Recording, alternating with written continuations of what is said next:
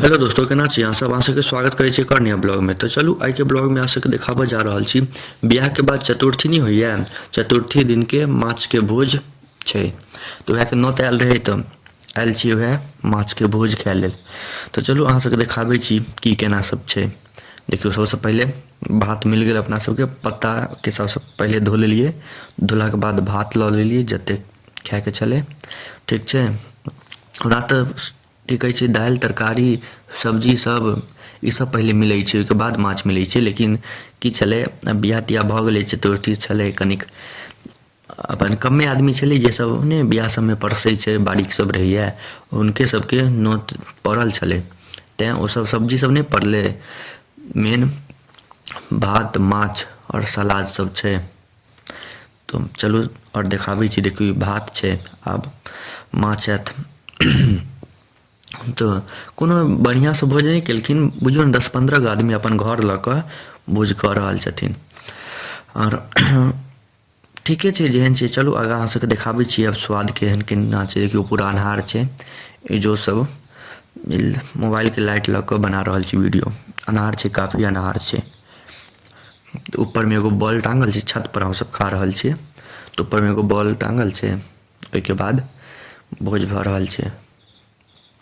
तो अहाँ सबके चलू बतायब आगाँके और जे केना की स्वाद छै। अहाँ सब अंत तक बनल रहू।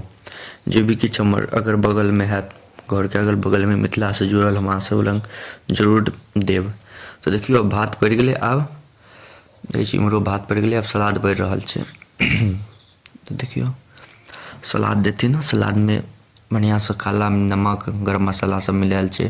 टमाटर हमरा नहि नीक लगैए तऽ टमाटर हटा देलियै, दोसरके दऽ देलियै। प्याज लेने छियै, अब प्याज और खीरा नहीं छलै, नेबो नहीं छलै तऽ प्याजे लऽ कऽ की करिए। माछमे जमीरी नेबो या कोनो नेबो एक नंबर लागत, गजबके लागत माछमे नेबो, बता नहीं सकै छी। तऽ नहीं छलै नेबो तऽ की करितियै, हम सलादेसँ काज चलाबऽ पड़लै, बिना नेबोके चलाबऽ पड़लै काज। तो देखियौ अब माछ आबि गेलै, हमर बगलमे दऽ रहल छथिन। आब देखियौ आबि गेलै, सुगंध तऽ बढ़िआँ आबि रहल यऽ माछके। देखियौ अहाँ सब बतायब अहाँ सबके केहन लागि रहल यऽ माछके रंग रंगत केहन की लागि रहल यऽ। देखियौ बढ़िआँ लागि रहल छै, हमरा हिसाबसँ तऽ नीक लगैए। अहाँ सब बतायब अहाँ सबके केहन लगैए। अब तऽ खा कऽ बतायब, खायब ओहिके बादे बतायब केहन टेस्ट छै। देखियौ बढ़िआँ ऊपरसँ तऽ बढ़िआँ लागि रहल छै, सुगंधो बढ़िआँ आबि रहल छै, एक नंबर माछ बनल लागि रहल यऽ। तऽ चलू अब हम खेलाके बाद बताबै छी अहाँ सबके।